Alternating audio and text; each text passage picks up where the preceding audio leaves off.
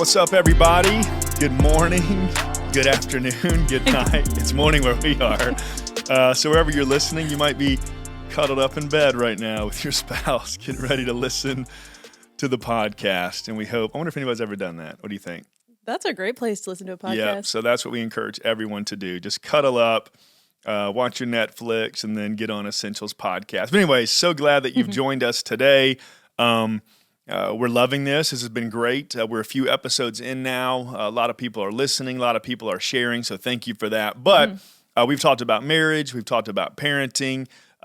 We've introduced ourselves, conflict, and it's all been, I hope, helpful. But today we want to talk about something that every single person deals with or every single person has dealt with. And if you're not dealing with it right now, you're either lying or you're about to deal with it. But whether you're a mom, a dad, a husband, a wife, a son, daughter, employer, employee, boss, leader, every single person deals with fear. Yes. Every single one of us. And so just to have a little bit of fun, I want you to read the top 10. Would you do that? Yeah, so we've got the top 10 fears. That's just like generically Poll, speaking. 2021 top 10 fears in America, I think. So we'll go with that. Yeah, top go 10 ahead. fears in America. All right, number 10. Trypophobia, which is the fear of holes. The extreme and irrational fear of holes. While this fear might seem irrational to normal people, the mere sight or thought of holes can set a panic attack. All right, if you don't know this fear, so weird. I need you to go Google it right now.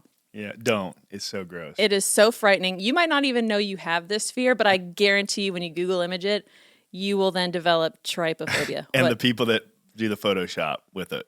Yeah, you'll Google image trypophobia and worst. people put holes on things that don't have holes, and it's bad. It's so uncomfortable. Yeah. It makes your skin crawl. Do it right after the podcast. Do that. But I'm glad Tell us that's what on you the think. top 10 because the first time I heard this word, I went and Googled it and immediately developed this phobia. Strange. So Really weird. Yep. All right, number 9, aerophobia, the fear of flying.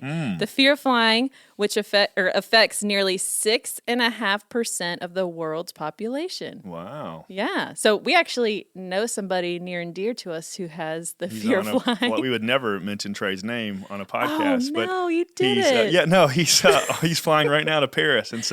And we're here with Ty, producer, Cole, engineer, Kat, Cole's wife. Is this one of yours or no? I'm overcoming it. He's overcoming it, yeah. Nice. So, Ty, are you guys afraid of flying at all? No. I'll do it.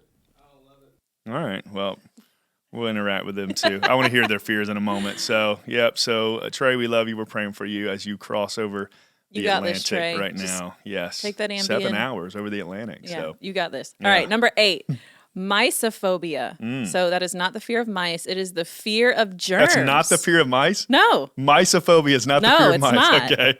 That would be a weird name. Mysophobia. No, it would be the most perfect name. Yeah, I guess you're right. Yes. No, it's MYS, so it's not MIC. Okay. It's the fear of germs, the excessive fear of germs, which is often closely related to obsessive compulsive disorder, otherwise known as OCD.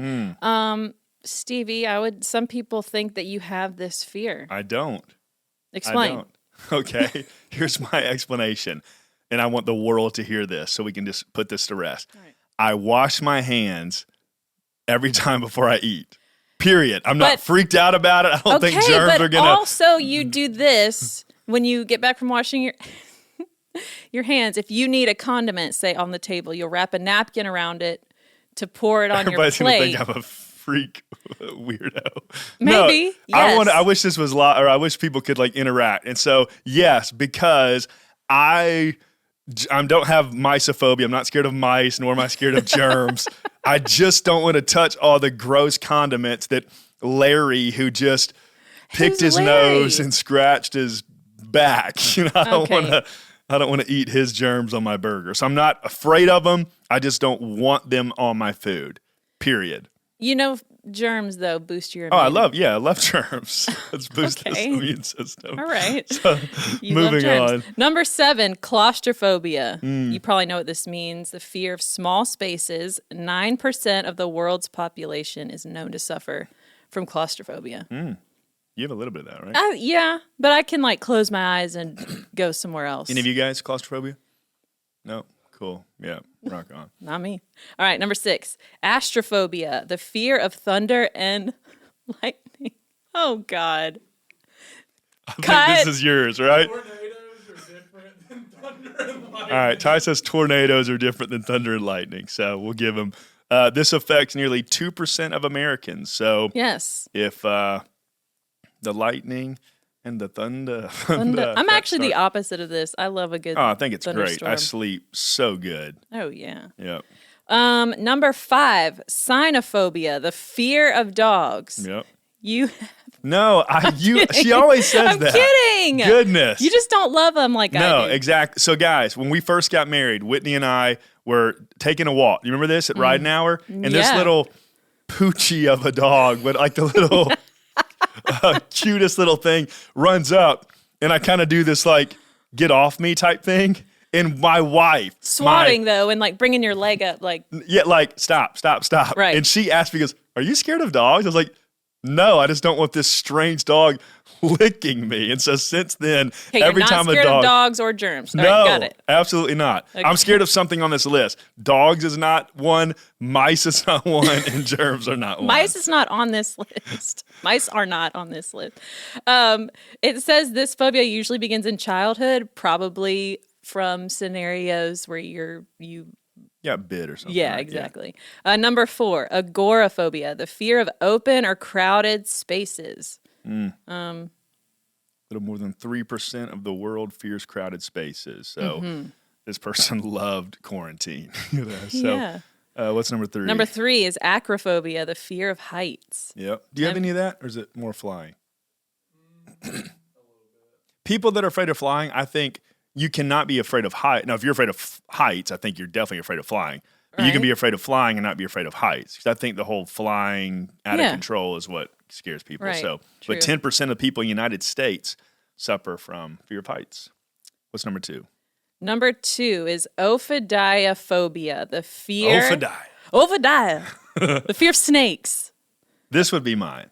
Yeah, I know. And again, I don't know if it's like me trying to be like strong and meant to say I'm not afraid of. Like, I want to say I'm not afraid of them. They're just so scary, and they put so much fear in my mind. Some, Yeah, and that they're would be just a so phobia. gross. They remind me of Satan. But you're not I'm alone serious. because it affects nearly 1/3 of the adult human population. Yeah, there we go. I like it. Humans. All right, number 1. I bet you guessed it, everyone. What do Yeah. you guys think it is?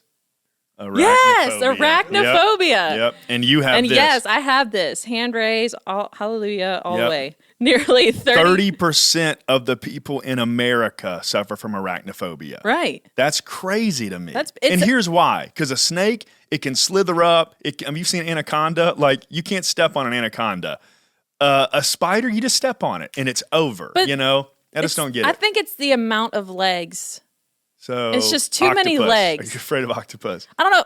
They make me uncomfortable. Okay. All right. Well, So anyway. Hey, so anyways, fear is real. And so I hope you had some fun with that and maybe you identified, but fear is real and every single person deals with it. But when we want to grow, when we want to be better, when we want to go to new levels and level up, whatever it is, what's required to do so sometimes can be really, really, really scary. So I want to say this, though. You cannot change what you are unwilling to confront. Yeah, that's good. So if you want to grow, if you want to mature, if you want to be better, if you want to focus on these things that need to be focused on, you got to confront them. You Yeah. got to do something about them. So we Yeah. are going to give some statistics today. We're not expecting you to remember all these things, but we just gave you the top 10 that everybody's scared of. But we want to give you the top 5 fears of marriage. These are people that were about to get married or have been married for 5 years, 20 years. Or They are avoiding told them- getting married yes, because yes, of yes. these reasons. Because of these 5 fears. They're in no order, but here's the top 5 fears of marriage. Number 1, the fear of divorce. This is sad, but this Yeah. is a fear for people. And so I just believe that you need to walk into marriage and decide that this is not an option. 100%. You know, we say, you don't say the D word, or you don't, if there's something going on and it's been going on in patterns and you guys truly feel like we can't move on, we can't do, well, you need to get some help. You Yeah, need to talk. yeah. But I'm talking this in the middle of arguments, well, why don't we just get divorced? Like, not okay. Not okay at cool. all. But this is the importance of, or this is why it's so important to be equally yoked, as the Bible talks about. Yep. Like, because if you Which yoked mean to be partners, to team up with, to be married. Right, Yes. right. Yep. So if you walk into a marriage thinking, okay, divorce is not an option, we're going to work through whatever, but your partner isn't on that same page, what's even the point of that? 100%. Yep. So Matthew 9:6 says, he's talking about marriage, people coming together, a man and a woman getting together. They are no longer two, but one flesh. Therefore, check it out, what God has joined together, let no one separate. We should live by this. Yeah. We should stop the threats of, I'm just going to divorce you, or we should just come. That sounds very childish to me. It's an 8-year-old, saying, you don't love me. Maybe you're not old enough to be married if you're saying things like that. Yeah, absolutely. Or mature enough, Right. And so it's just got to stop. And so this fear of divorce, stop being afraid of it and just decide in your heart and in your mind, this is not happening. No, we are that's not sticking even this on the out. table. Yep, Yeah. we're absolutely doing it. Next, fear of infidelity. God, we live in the age of social media. Yes. There's so many avenues that create opportunities for things like this. Yeah, The and there always DMs. has been, but age of social media is just sad and it's scary. It is.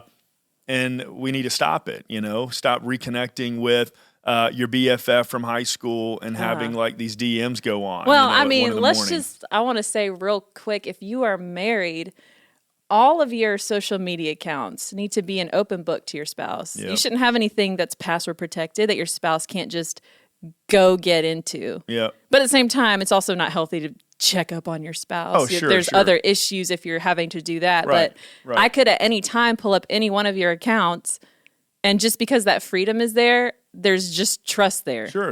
And that goes, with social media, with accounts. Email, Snapchat, emails, find all of it. friends. You'd be surprised, and maybe you wouldn't be surprised. And again, hopefully this is helping people listening, where there's this belief or tension involved in marriages, and it's usually in not healthy marriages where you can't have that password or hiding the location of where Yourself. you are. It's just, that's so strange, Right, and then right. well, you're not my mom, you're not my dad, you can't. Why are you checking up on me? You don't trust Such me? a strange thing, Keep and your locations because they're on, not your people. mom. Because if you're 8 years old or 10 years old, your mom better know where you're at. You know what I Right. mean? But when you're married, that's your wife or your husband. Like, you should want them to know where Right. you're at. Communication is a big piece in this. Communication, we're actually going to do one on communication, a whole podcast on it. But if you want to avoid divorce, avoid infidelity, avoid some of these other communicate. Yeah. This is where I'm at. This is what I'm doing. This is where I just left. I struggled with that the first couple of years we were together, not because I was doing anything, but just we're call me. used to having Yep. to communicate all those things. Yeah. So Now you're good at it. do your best. Thank you. Do your best to avoid all temptations of evil. This is much easier said than done, especially for your job or your workplace. But listen to me. And the appearance. And the appearance of evil. Absolutely. And so, guys, let me just say this.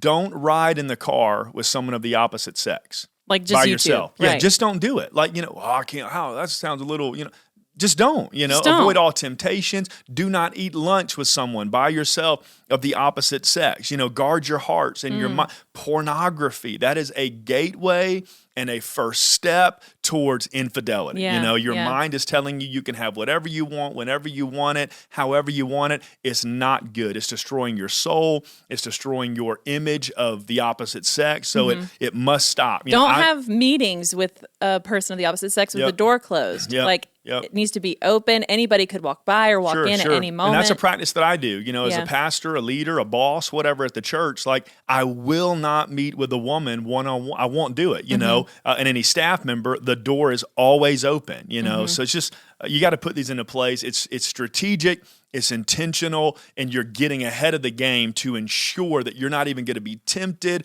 or even have the appearance. Yeah, of evil. exactly. Yep. Nobody is Yep. wondering what could be going on. Yeah, or anything it's like great. that. Another thing, and I don't want to but when I travel, I'll never travel alone. Never, ever. I'll bring somebody with me, a staff member, a tie. I'll bring my sons. I haven't brought Isla yet. That'd be great. Or you're with me. You know what I Yeah, mean? And right. so you just need to be careful of those things. The third one is fear of emulating your parents' marriage. And they talked a about big one. distance.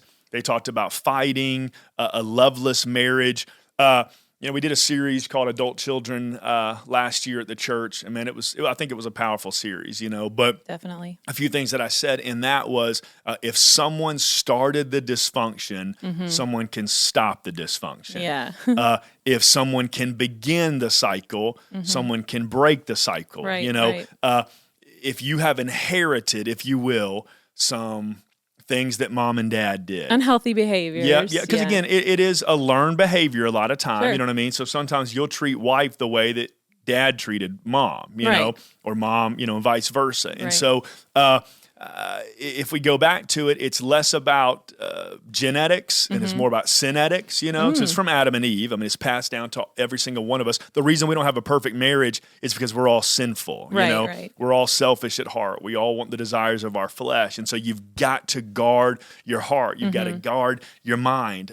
There are ways to do this. Listen, you are not responsible for what you saw and what you received as children. That's right. You're just not. But you are responsible for correcting those things as adults. Like what you saw and experienced as a child are reasons that you behave and believe like you do, but they're not excuses. So at some point you just got to grow up, deal with it, and change where you're at. Start making your own decision. And while I'm on that, this is not your mom and dad's marriage. This is, I'm talked to a couple weeks ago, and they're having some, issues, but, mom's involved or mother-in-law's involved. And I had to tell them, and I'm going to say the same thing to you guys, this is not your mom's wedding. Right. This is your wedding. Right. So you make the decision. Yeah. Sure you want her. This goes back to the friendship stage of parenting. Yeah. Sure you'd love her opinion. Sure you'd love to hear what she has to say. But at the end of the day, I want to say this to everybody.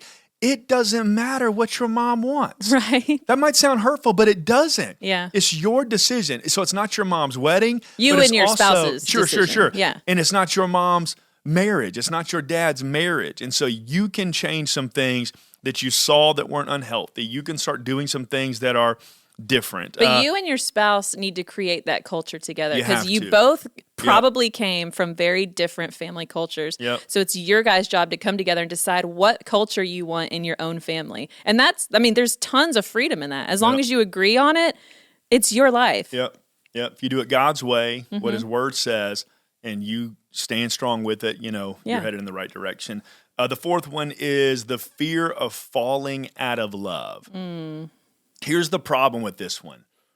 You're not always going to feel in love. True. love, Especially if you've been married a while. Sure, because anybody can fall in love. I mean, seriously, anybody can. Anybody can feel in love. Any 10th grade girl can fall in love with Sam Hunt after one concert. You can't, It's like, oh my God. Like, I'm talking, if you're going just feeling, if you're talking about falling in love. I was in love with Robin Hood, the cartoon fox. That is okay. Strange. And so, why was he so handsome? But I could go back to like Maid Marian. She was a fox too, right? Yeah, exactly. A total fox, if you will. The teenage Simba. Don't get me started. Why are they all animals? What was the chipmunk and girl? Cartoons. The chipmunk girl.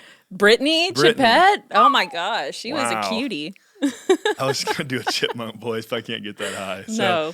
So, speaking of singing, Alicia Keys, who I love, Songs in A minor, I believe it was the album. She said, "I keep on falling." Remember that? In and out of love with you. Sometimes I love you. Sometimes you make me blue. And she's talking about, I keep falling in and out of love with you. Right. I think that's an issue with marriages. Right. Feeling in and out of love with you. Listen, the reason we say this, and I know what you mean when you say it, the issue is when you say I'm falling out of love or I'm not feeling anymore, we think that love is just a feeling. Right. That's what we think, but Jesus comes on the scene, the original, the OG, he comes on and says, and he changes the word that people have been using for thousands of years that we still get wrong today. He says, stop feeling like you love them and go love them. Yeah. Action. It's action. When he says to his disciples, he is saying not to just feel something or fall into something. Jesus says, go do something. Yeah. When you don't feel like loving, that's go when you love them. Yep. Yeah. Show them love. He makes this word a verb, So what if, come on with me, if we sat down with our children tonight and I said to my kids, like, listen, I feed you. Yeah. I feed you so much. Oh, God, I feed you more than anything in the whole world. And they're just sitting at the table, like just and hearing I never you tell gave them any that. food. Yeah. And then for breakfast tomorrow, it's like, guys, I got to tell you, man, I just feed you guys. I feed you. Like, listen to me. One of these three things or all of these three things will happen. Number one, they'll either starve to death. Right. Number two, there'll come a time where they don't believe me anymore. Yeah. Or three, hear me out, they will go and find food somewhere else. You got to stop just saying things or pretending like it's some kind of feel. You actually have to put food on the table. Yeah. There's got to be substance, you know? Yeah. So stop talking You about got to prepare it even. You have to, and do things that you might not necessarily want to do sometimes, Right. you know? Do it, and then the desire will come. You That's know, we just right. talked about that. And Yeah. so this whole, I don't feel like I'm in love, or, you know, I just fell out of love. We got to stop that talk. Yeah. That's some immature, selfish talking. You know, Yeah. I don't feel it anymore. Well, when you don't feel it, go do it. Yeah. That's the time you need to serve the most. That's the Yeah. time that you need to, quote, love the most. Right. And so I want to give some really, really good advice, and we got to move on. Don't let your feelings lead you. Yeah, so good. Your feelings are terrible leaders. Listen, your feelings are valid. Please hear me say that. Right. But it doesn't mean that they are true, you know? So you got to be really careful what you think. You've got to be really careful what you say, because those thoughts plant a seed in your mind. Right. Or acting on what you think, because your feelings change, you know, like the wind. Yep, because that seed grows not into just an action, it grows into an emotion. And that emotion, that feel, I don't feel like I love this person anymore. You just got to be really, really, really careful with that. Yeah. And then finally, and we'll wrap up, fear of the unknown. What will my marriage be like? Will things change? Will it work? Listen, will things change? Absolutely, yes. But embrace those changes. Embrace those seasons. You know, we're already preparing a podcast about seasons. You know, embrace different seasons. Embrace that you're maturing, that you're growing, that the world around you is changing, that your kids are growing, whatever it is. And so know that things will change, but everyone would struggle with or think this at some point, you know, like, what's the unknown? You know, that's the greatest fear, you know, fear of the unknown. And it didn't make the top 10, you know, but I think that's one of the most predominant fears there is, like the fear of not knowing what's going to take place. Yeah. I do believe, and I think, if you're doing all these things that we've mentioned today and doing them well and doing them consistently, this concern kind of dwindles, you know, because you're preparing yourself in this season for what's to come in the next season, even if you don't know what it is. Listen, 2 Timothy 1:7, one of the most famous scriptures ever written by the Apostle Paul, you know, to his boy Timothy. He says, "For God has not given you a spirit of fear, but of power and of love and of sound mind." Yes. Listen to this, listener. God has not given you the spirit of fear. Right. So if you're feeling afraid of something, that's not from the Lord. Nope. It's not, because he's not given that to you, but he's given you power. He's given you love, and he's given you sound mind, or which means self-control or discipline. And so when you focus on the power that he's given you, that Ephesians 3:20, dunamis, I think is the word, you know, that power in action, the love, which is the greatest of all the things that he's given us, and then practicing and strategically making sure I need to do these things and do them consistently. I think that's how we move away from the spirit of fear. Yeah, that's and great. So, all this today, I hope has helped you. It's been fun. It's been great. Super fun. Yep. Thank you for listening. Please don't forget to rate and review and subscribe. Keep doing it, please. And we'll see you guys next time. Yep. See you guys.